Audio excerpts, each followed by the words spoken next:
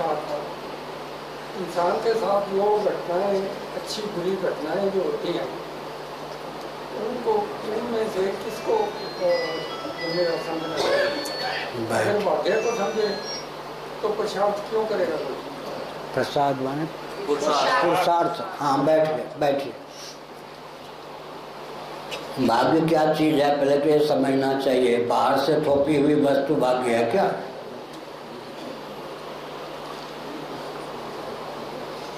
राठौर जी है ना ये। भाग्य चीज क्या है पहले यह समझना चाहिए। पूर्व जन्म में या पूर्व जन्मों में जीव ने जो खोटे खरे कर्म कर लिया, शुभाशुभ कर्म किया, वे जब अंतर्यामी परमात्मा की प्रेरणा से उस बंदे या जीव को फल देना प्रारंभ कर देते हैं, तब उन्हीं का नाम भाग्य, प्रारब्ध, अदृष्ट होता है या दैव होता है। इतने नाम भाग्य, प्रारब्ध, अदृष्ट, दैव किसका नाम है?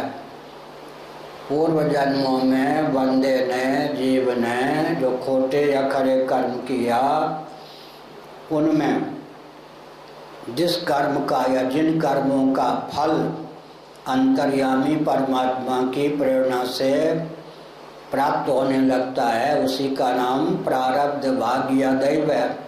1 लाख रुपये बैंक में जमा किया, 1000 खर्च के लिए निकाल लिया, 1000 जो खर्च के लिए निकाल लिया वो हुआ प्रारब्ध, दैव या भाग्य के समान।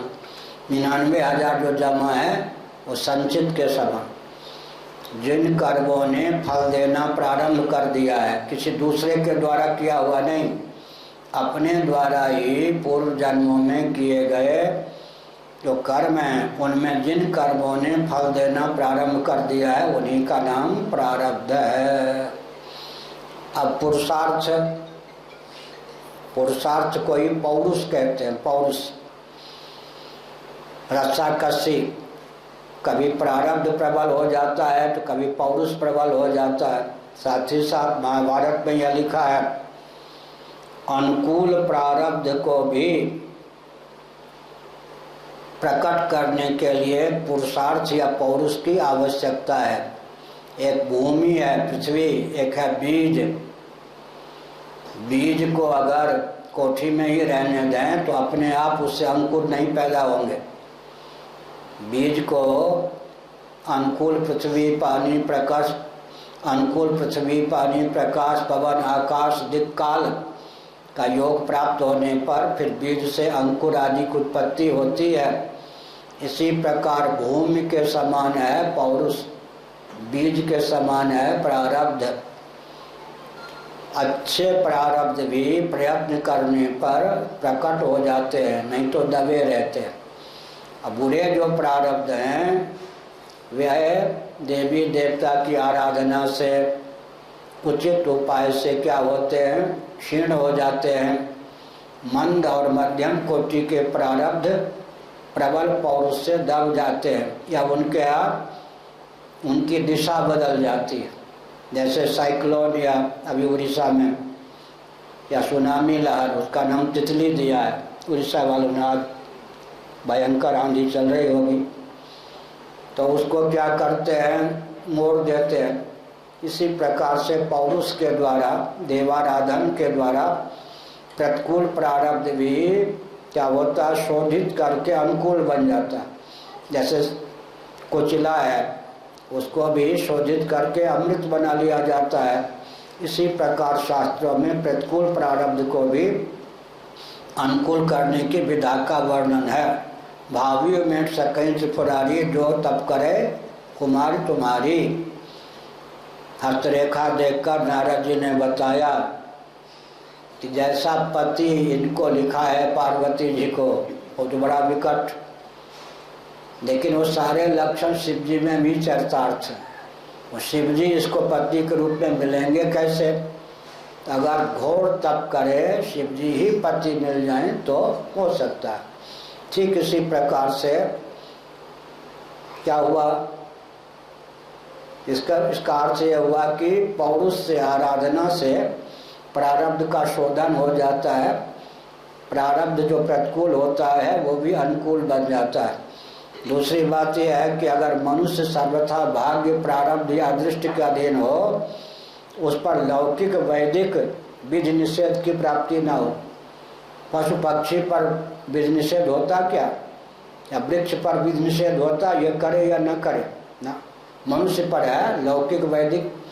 मनुष्य अगर सर्वथा प्रारब्ध के अधीन हो तो लौकिक वैदिक विधि निषेध की प्राप्ति उसे ना हो, क्योंकि लौकिक वैदिक विधि निषेध की प्राप्ति मनुष्य को होती है। इसलिए सिद्ध है कि मनुष्य सर्वथा प्रारब्ध के अधीन नहीं है।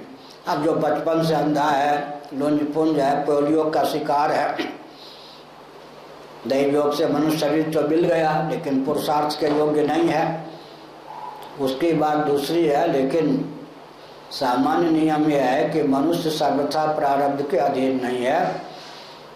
और दूसरी बात यह है कि भोग तो प्रारब्ध से मिल जाएगा, भगवान प्रारब्ध से मिल जाए, भगवान को प्रारब्ध के नाम पे नहीं छोड़ना चाहिए। होता क्या, उल्टी खोपड़ी हो गई ना, भोग को प्रारब्ध पर नहीं छोड़ता व्यक्ति, उसके लिए निजान से पौरुष करता है, पुरुषार्थ करता है, और परमात्मा की प्राप्ति को प्रारब्ध पर छोड़ देता है। परमात्मा की प्राप्ति के लिए भी अनुकूल प्रारब्ध चाहिए, लेकिन कोर कसर निकालने के लिए, भगवत प्राप्ति के लिए व्यक्ति पुरुषार्थ नहीं करता। प्रारब्ध से जो भोग मिलना है उसके लिए भी प्रयत्न किए बिना नहीं रहता। प्रारब्ध के 3 फल हैं, जाति, आयु, भोग। जाति का अर्थ होता है जन्म, तो हो ही गया, उस पर बस नहीं है, जो होना था हो गया। स्त्री पुरुष मनुष्य, मनुष्यों में ब्राह्मण क्षत्रिय वैश्य इत्यादि, उधर वृक्ष बन गए, चिड़िया बन गए, पशु बन गए। मनुष्य की बात मैं कह रहा हूँ, एक तो काम कर ही दिया प्रारब्ध ने। प्रारब्ध का पहला फल है जाति, जाति बने जन्म, तो हो गया। प्रारब्ध का दूसरा फल क्या है, आयु। श्वास प्रश्वास की निश्चित अवधि या श्वास प्रश्वास का निश्चित कोटा। मार्कंडेय जी की आयु कम थी, जैसे भारत की मुद्रा और अमेरिका की मुद्रा, डॉलर आदि में अंतर है या नहीं।